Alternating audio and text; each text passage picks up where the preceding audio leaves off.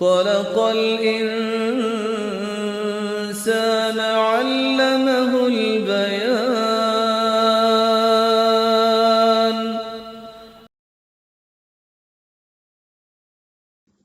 نحمده ونصلي على رسوله الكريم، اما بعد، فاعوذ بالله من الشیطان الرجیم. بسم اللہ الرحمن الرحیم.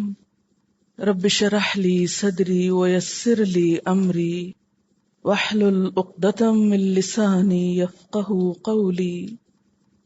سورۃ آل عمران. ترجمہ: الف لام میم. الف لام میم.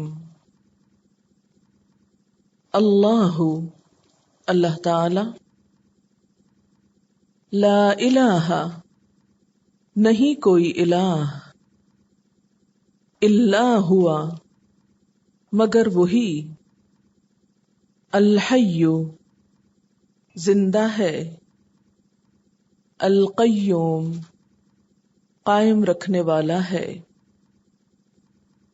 نزل، اس نے نازل کی، علیک، آپ پر، الکتاب، کتاب، بالحق، ساتھ حق کے، مصدقاً، تصدیق کرنے والی، لما، واسطے اس کے جو، بین یدیہ، اس کے سامنے ہے، یعنی اس سے پہلے ہے.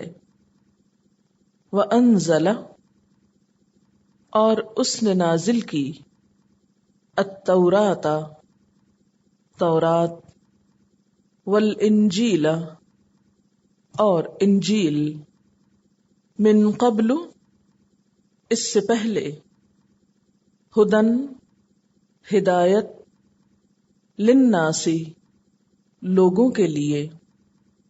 وَأَنزَلَ، اور اس نے نازل کیا، الفرقان، فرقان، فرق کرنے والا. ان الذین، بے شک وہ لوگ، کفروا، جنہوں نے کفر کیا، بآیات اللہ، ساتھ اللہ کی آیات کے، لہم، ان کے لیے، عذاب، عذاب ہے، شدید، شدید، سخت. واللہ، اور اللہ، عزیز، زبردست ہے، ذو انتقام، انتقام لینے والا، بدلہ لینے والا. ان اللہ، بے شک اللہ تعالی، لا یخفی، نہیں چھپی ہوئی، علیہ، اس پر، شیء، کوئی چیز، فی الارض، زمین میں، ولا فی السماء، اور نہ آسمان میں. تفسیر. بسم اللہ الرحمن الرحیم. سورۃ آل عمران مدینہ میں نازل ہوئی، 200 آیات ہیں، 20 رکوع ہیں. آل عمران، عمران کی آل. عمران کے 2 معنی کیے جاتے ہیں. ایک تو موسیٰ اور ہارون علیہم السلام کے والد، یعنی ان کا نام عمران تھا. دوسرے حضرت مریم کے والد.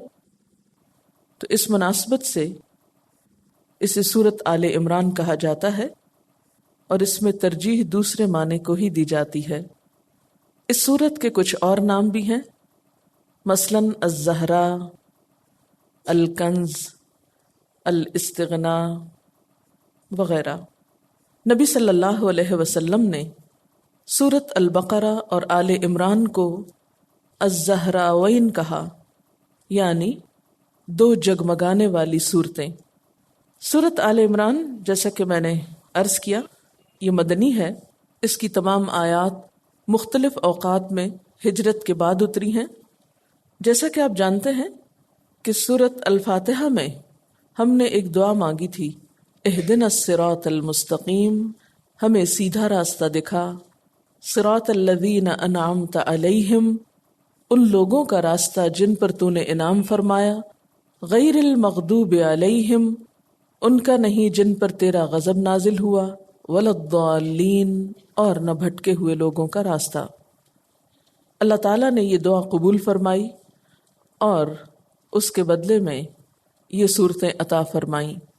سورۃ البقرہ میں فرمایا ذالک الکتاب لا ریب فیہ ھدی للمتقین، یہ کتاب جس میں کوئی شک نہیں، متقی لوگوں کی ہدایت کے لیے ہے، اور پھر ان کی صفات بتا دی گئیں۔ اس کے بعد ان لوگوں کا ذکر کیا گیا جو ہدایت سے محروم رہتے ہیں، اور ان میں بھی خاص طور پر مغضوب علیہم کا تفصیل سے ذکر کیا گیا، یعنی یہود کا ذکر ڈیٹیل کے ساتھ ہوا۔ سورۃ البقرہ میں یہود پر اللہ تعالیٰ کے انعامات، ان کی عہد شکنیوں کا ذکر اور ان کے عقائد وغیرہ کا ذکر تفصیل سے ملتا ہے۔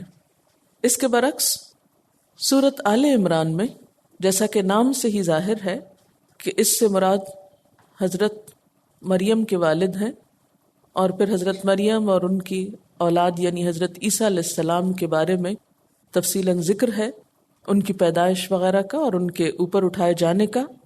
تو اسی مناسبت سے اس میں ولا الضالین، یعنی ضالین سے مراد نصارہ ہیں، تو ان کا ذکر ہے، ان کے عقائد وغیرہ کا۔ اس کے شان نزول میں یہ بات بھی آتی ہے کہ اس کے ابتدائی حصے سے لے کر 83 آیتوں تک، یعنی 83 آیات تک عیسائیوں کے وفد نجران کے بارے میں یہ حصہ نازل ہوا۔ اس کی تفصیل کچھ یوں ہے کہ نجران عرب کے جنوب مشرق میں یمن کے شمالی حصے میں ایک جگہ کا نام ہے یا ایک علاقہ ہے۔ عرب کے جنوب مشرق میں یمن پایا جاتا ہے، اور یمن کے شمالی حصے میں ایک جگہ ہے جس کا نام نجران ہے۔ 9 ہجری میں نجران سے عیسائیوں کا ایک وفد آیا۔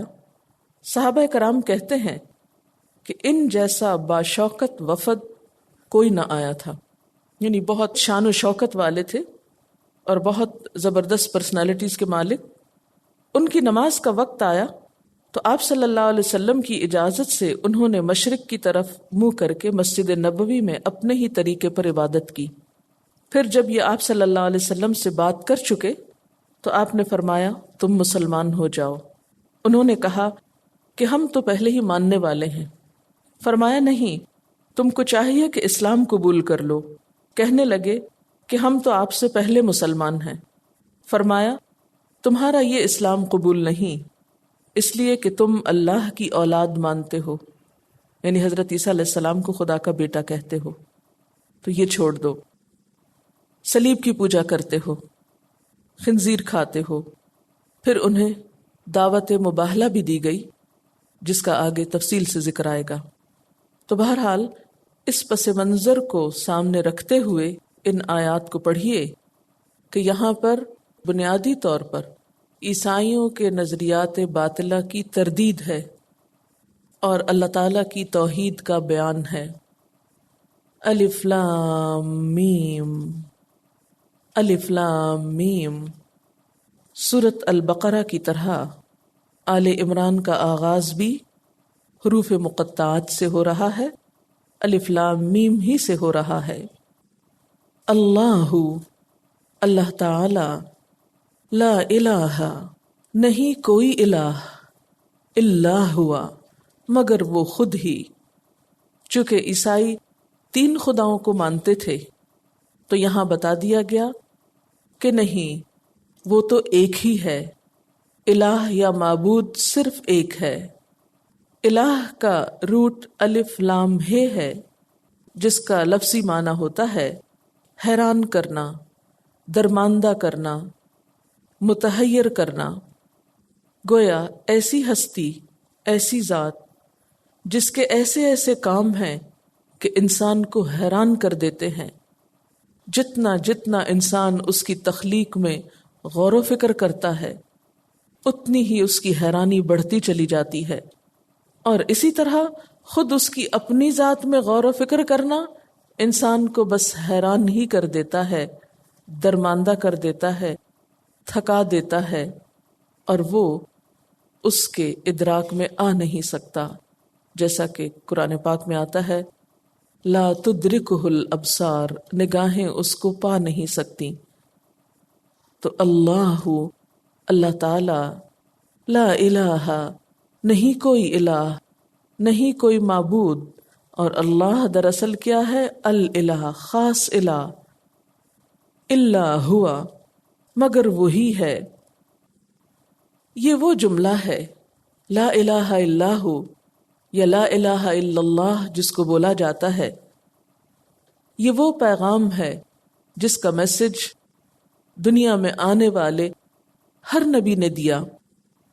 یہ وہ بات ہے جسے لے کر 1,24,000 پیغمبر دنیا میں تشریف لائے۔ یہ وہ سبق ہے جو ہر آنے والے نے دیا، لیکن افسوس کہ لوگوں نے سب سے زیادہ اسی پہلے بنیادی سبق کو بھلا دیا، اسی کو سمجھ نہ پائے، اسی میں وہ خطا کھا گئے، اسی میں بھول ہو گئی، اور جب بنیاد ٹیڑھی رکھ دی جائے تو اس پر جو عمارت بنتی ہے زندگی کی، پھر وہ کبھی بھی درست نہیں ہو سکتی۔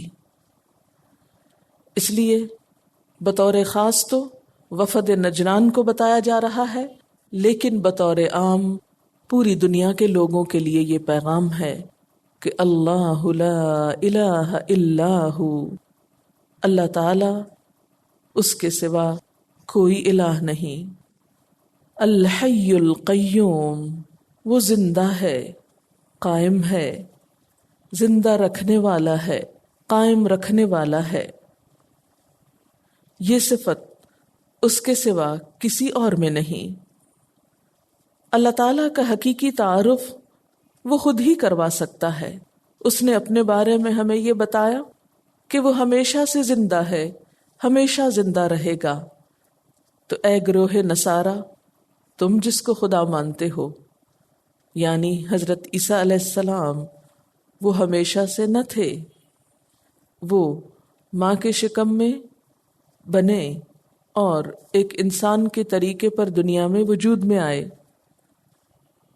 اور پھر تم خود ہی یہ کہتے ہو کہ وہ صلیب پر چڑھ گئے۔ گویا انہیں موت بھی آئی، اگرچہ ان کا یہ عقیدہ درست نہیں، لیکن انہی کی بات میں ان کو سمجھانا مقصود ہے کہ وہ تو ہمیشہ زندہ نہیں رہ سکتے۔ اس کے برعکس جو اصل مالک ہے، جو اصل الہ ہے، وہ زندہ ہے، القیوم، قائم رکھنے والا ہے، خود قائم ہے، سب کو قائم رکھے ہوئے ہے۔ حضرت عیسیٰ علیہ السلام دوسروں کے محتاج تھے۔ وہ جب ماں کے پیٹ سے پیدا ہوئے تو خود کو خود سنبھال نہ سکتے تھے۔ جب وہ خود کو بھی سنبھال نہ سکتے تھے تو دنیا کا سارا انتظام کیسے سنبھال سکتے تھے؟ تو تمہارا یہ خیال کہ ان کی پوجا ہونی چاہیے یا وہ الہ ہیں، یہ درست نہیں۔ الہ تو وہ ہو سکتا ہے کہ جو اپنی تخلیق کو قائم رکھ سکے۔ تو یہ زمین و آسمان اور ان کے درمیان کی ہر چیز، یہ سب کا سب خود سے خود نہیں چل رہا۔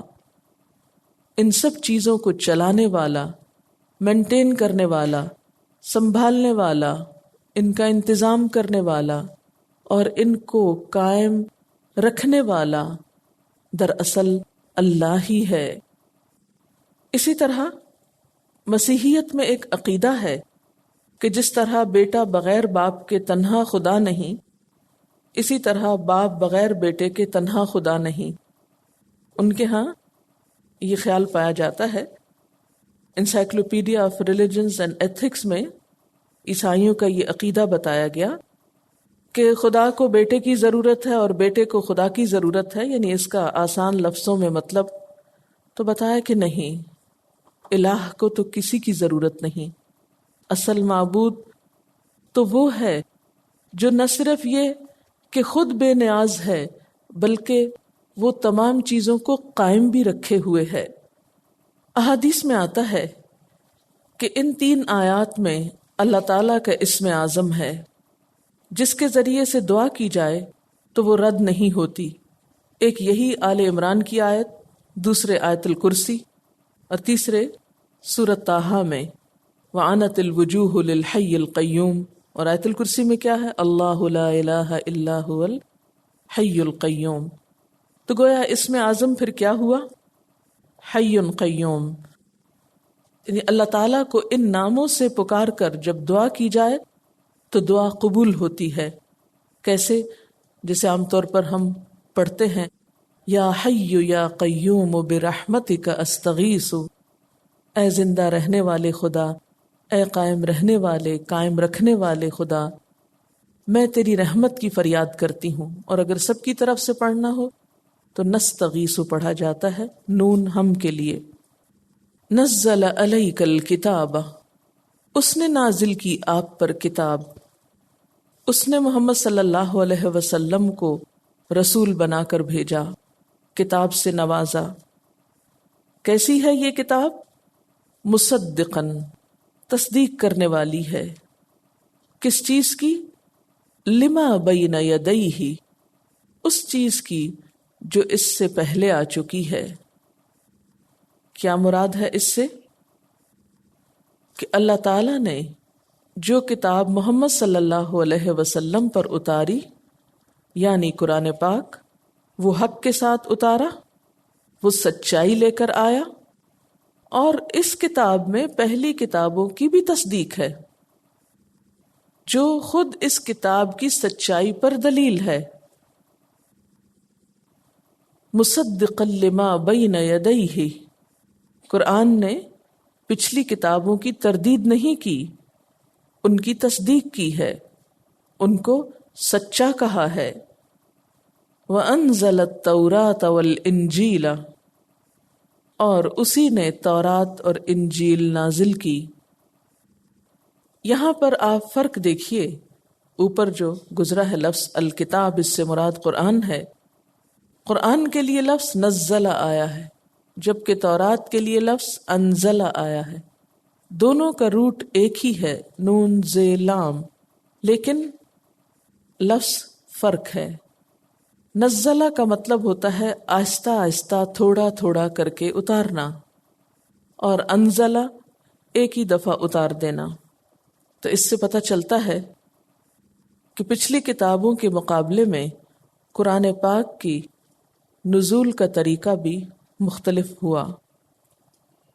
تورات کیا ہے؟ تورات عبرانی زبان کا لفظ ہے جس کا معنی ہے شریعت، اور انجیل یونانی زبان کا لفظ ہے، گریک لفظ ہے جس کا معنی ہے خوشخبری. تورات سے مراد یا تو وہ 10 احکام ہیں، 10 کمانڈمنٹس، جو حضرت موسیٰ علیہ السلام کو تختیوں کی صورت میں عطا ہوئے، یا وہ اللہ تعالیٰ کی طرف سے براہ راست موسیٰ علیہ السلام پر آنے والی وحی ہے، یعنی فرشتے کے ذریعے کلام کی شکل میں آپ کے پاس آئی. تورات سب سے پہلے 10ویں صدی قبل مسیح میں لکھی گئی، جبکہ موسیٰ علیہ السلام کا زمانہ 13 صدی قبل مسیح ہے. رومیوں اور بابلیوں نے اس کو تباہ کر دیا. گویا کتنے سو سال بعد پھر لکھی گئی؟ 300 سال بعد. قدیم ترین نسخے کی تاریخ 2 صدی قبل مسیح ہے. کس کے؟ تورات کے. اور یہ زمانہ موسیٰ علیہ السلام کے 1100 سال بعد کا ہے. یعنی سب سے پہلے 10ویں صدی میں لکھی گئی، پھر کیا ہوا؟ بابلیوں نے اس کو اور رومیوں نے تباہ کر دیا، ختم کر دیا. پھر اس کے بعد دوبارہ لکھی گئی حافظے سے، اور یہ حضرت موسیٰ علیہ السلام کے تقریباً 1100 سال بعد ہوا. جوش انسائکلوپیڈیا میں واضح طور پر لکھا ہے کہ موجودہ نسخہ 5ویں صدی قبل مسیح کا ہے، جو کہ حضرت عزیر علیہ السلام کے زمانے میں لکھا گیا۔ تورات کے ورژنز آج کل بھی ہر سال بدلتے ہیں۔ تورات میں اللہ تعالیٰ اور پیغمبروں کے بارے میں بسا اوقات ایسے زبان اور ایسے الفاظ لکھے ہوئے پائے جاتے ہیں کہ جو اللہ تعالیٰ کا کلام محسوس ہی نہیں ہوتے، بلکہ بہت ہی نازیبا الفاظ ہیں۔ انسائکلوپیڈیا بریٹانیکا میں لکھا ہے کہ تورات کی آتھرشپ انونیمس ہے، یعنی نامعلوم ہے کہ کس کی کتاب ہے۔ اسی طرح انجیل حضرت عیسیٰ علیہ السلام کے خطابات اور مواعظ یعنی واعظ و نصیحت کے مجموعے کا نام ہے، جو آپ اللہ تعالیٰ کی طرف سے آنے والی وحی کی روشنی میں لوگوں کو بتایا کرتے تھے، سنایا کرتے تھے۔ انجیل آپ کے آسمان پر اٹھائے جانے کے مدتوں بعد آپ کے حواریوں نے اپنے طور پر مرتب کی، اس لیے اس میں شدید اختلافات ہیں۔ آپ کو یاد ہوگا کہ میں نے آپ کو جب پیچھے پہلے پارے میں قرآن پاک کے برحق ہونے کی ایک دلیل دی تھی، قدیم ترین نسخوں کو جب بائبل کے کمپیئر کیا گیا تو اس میں تقریباً 2 لاکھ اختلافی روایات ملی۔ تو انجیل میں بہت سی اختلافی باتیں موجود ہیں، شدید اختلافات ہیں۔ اس لیے ان باتوں کے متعلق جن پر قرآن خاموش ہے، نبی صلی اللہ علیہ وسلم نے مسلمانوں کو ہدایت دی کہ تم اہل کتاب کی نہ تصدیق کرو نہ تکذیب کرو۔ تورات اور انجیل مشترکہ طور پر بائبل کہلاتی ہے، یعنی جب آپ لفظ بائبل بولتے ہیں، کیونکہ آج کل آپ نے یہی ٹرم زیادہ سنی ہوگی بائبل کی، تورات اور انجیل کی الگ الگ نہیں، تو دراصل بائبل ان دونوں کے مجموعے کا نام ہے۔ یہ 2 حصوں پر مشتمل ہے، عہد نامہ قدیم اولڈ ٹیسٹمنٹ جس میں 39 بکس ہیں، اور عہد نامہ جدید نیو ٹیسٹمنٹ جس میں 24 یا 25 کتابیں ہیں۔ یہود صرف عہد نامہ قدیم کو مانتے ہیں، جبکہ نصارہ دونوں کو مانتے ہیں۔ ان کتابوں کی اگر قرآن نے تصدیق کی تو کس معنی میں تصدیق کی، یا اگر ہم ان پر ایمان لائیں تو کیسا ایمان لائیں، کیا کہیں، کیا کریں؟ کیونکہ سورۃ البقرہ کے بالکل ابتدا میں آپ نے پڑھا تھا کہ والذین یؤمنون بما انزل الیک وما انزل من قبلک، متقی وہ لوگ ہوتے ہیں جو ایمان لاتے ہیں اس چیز پر جو آپ کی طرف اتاری گئی اور جو آپ سے پہلے اتاری گئی۔ تو پہلے اتاری گئی چیز سے مراد کیا ہے؟ تورات، انجیل اور دیگر پیغمبروں کے صحیفے وغیرہ۔ تو اب اگر آپ سے کہا جائے کہ آپ ان پر ایمان لائیں تو کیسے ایمان لائیں گے؟ آپ ان کی تصدیق کریں تو کس حصے کی تصدیق کریں گے؟ اس کا کوئی اصول، ضابطہ، قاعدہ تو معلوم ہونا چاہیے۔ تو پہلی بات یہ کہ ان کتابوں پر ایمان لانے کا مطلب یہ ہے کہ واقعی اللہ تعالیٰ نے گزشتہ پیغمبروں پر یہ کتابیں نازل کی۔ دوسری بات یہ کہ مجموعی طور پر آپ نہ ان کتابوں کی تصدیق کریں اور نہ ان کی تکذیب کریں، نہ یہ کہیں کہ یہ ساری درست لکھی ہوئی ہیں، نہ یہ کہیں کہ یہ ساری غلط ہیں۔ اب بھی ان میں ایک قابل ذکر حصہ ایسا ہے جو قرآن سے مطابقت رکھتا ہے، لہٰذا اس حصے کو تو ہم جو قرآن سے ملتا جلتا ہے درست مانیں گے، لیکن وہ حصہ جو قرآن کی تردید کرتا ہے ہم اس کی تصدیق نہیں کریں گے، کیونکہ وہ قرآن کے اگینسٹ جاتا ہے۔ مثلاً اللہ تعالیٰ کے بارے میں یا بعض پیغمبروں کے بارے میں جو نازیبا باتیں ہیں وہ اللہ کا کلام محسوس ہی نہیں ہوتا۔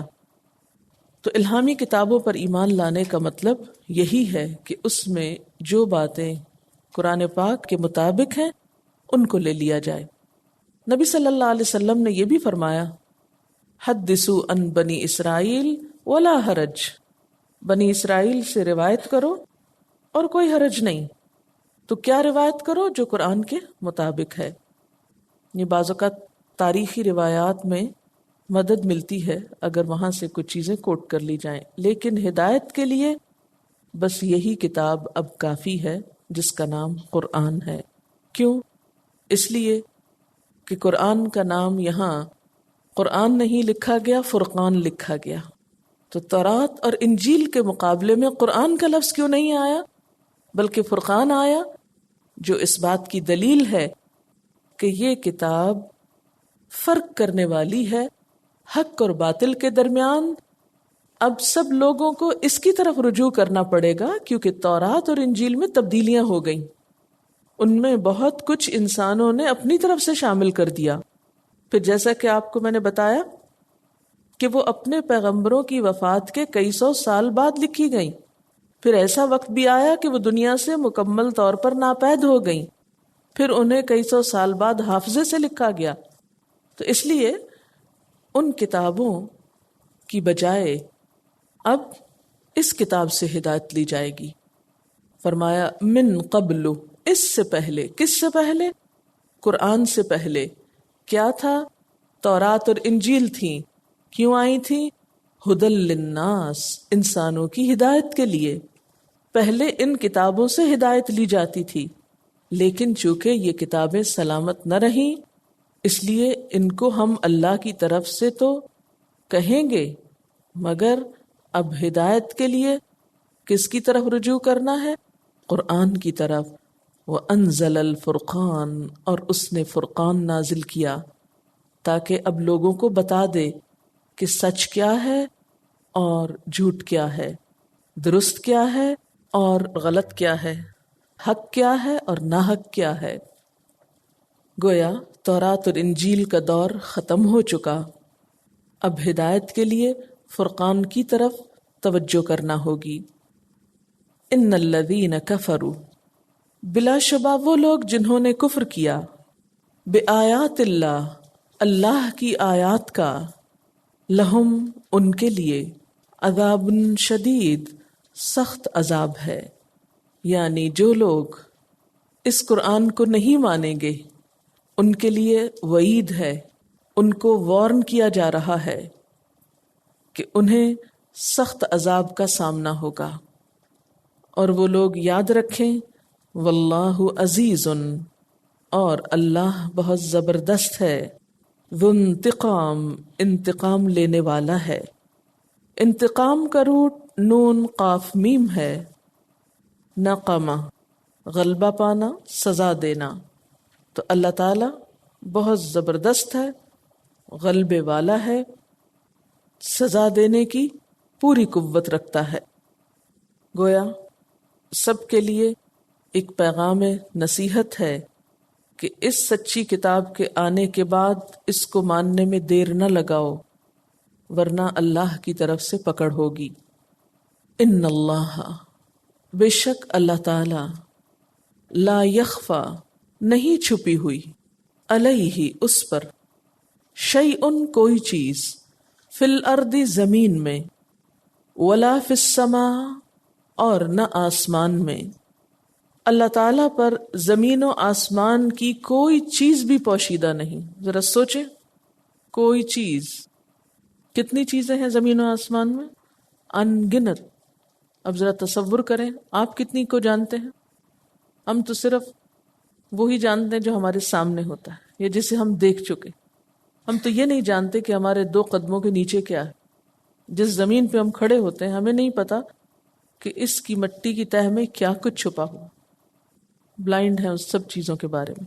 جبکہ اللہ تعالیٰ، اس کے لیے دن اور رات کچھ میٹر نہیں کرتے. وہ دن میں بھی دیکھ سکتا ہے، رات میں بھی دیکھ سکتا ہے. ہماری کمزوری کیا، ہم دن میں تو دیکھ لیتے ہیں، رات میں اندھیرا ہو تو کچھ نہیں دکھائی دیتا.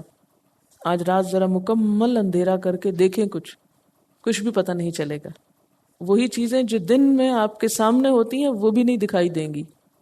لیکن اللہ تعالیٰ کے لیے کچھ مشکل.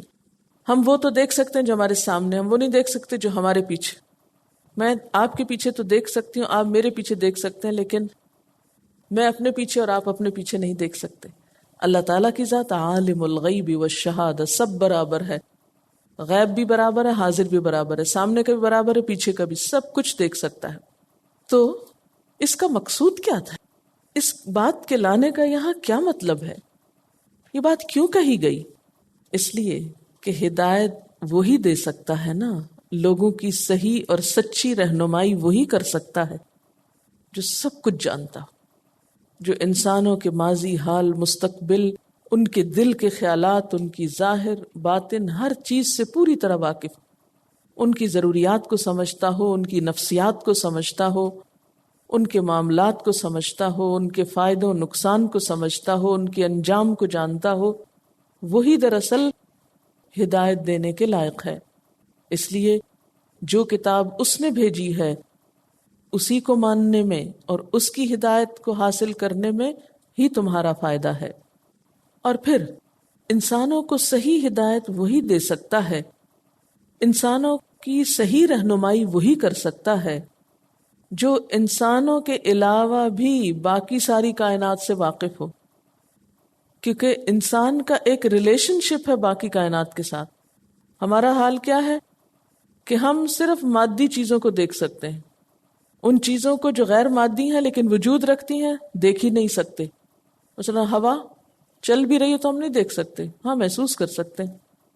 پھر اسی طرح کچھ کریچرز ایسے ہیں کہ جو ہمارے سامنے بھی ہوتے ہیں تو ہم اپنی نگاہ کی کوتاہی کے سبب نہیں دیکھ سکتے۔ مثلا ہو سکتا ہے فضا میں کئی قسم کے جراثیم اڑ رہے ہیں، آپ کے ہاتھ پہ کئی قسم کے جراثیم لگے ہوں لیکن آپ کو نظر نہیں آتے، حالانکہ وہ موجود ہیں۔ لیکن اللہ تعالیٰ کے لیے کسی بھی چیز کو دیکھنا کچھ مشکل نہیں، لہذا اس نے جو علم دیا ہے وہی علم کامل ہے، اسی میں تمہارا فائدہ ہے۔ ان اللہ لا یخفی علیہ شیء، یہ بھی دراصل اللہ تعالیٰ کا تعارف ہی ہے کہ اللہ کی بات کیوں مانے، اس لیے کہ اس سے کچھ بھی چھپا ہوا نہیں، نہ تو زمین میں اور نہ ہی آسمان میں۔ اچھا، ہم اگر کچھ جانے بھی تو صرف زمین کی حد تک کچھ ظاہری چیزیں جانتے ہیں، ہمیں نہیں معلوم آسمان میں کیا ہے یا آسمانوں کے پیچھے کیا ہے، کچھ خبر نہیں، سب اندھیرا ہے۔ وآخر دعوانا ان الحمد للہ رب العالمین۔ سبحانک اللہم وبحمدک، اشہد ان لا الہ الا انت، نستغفرک ونتوب الیک۔ والسلام علیکم ورحمۃ اللہ وبرکاتہ۔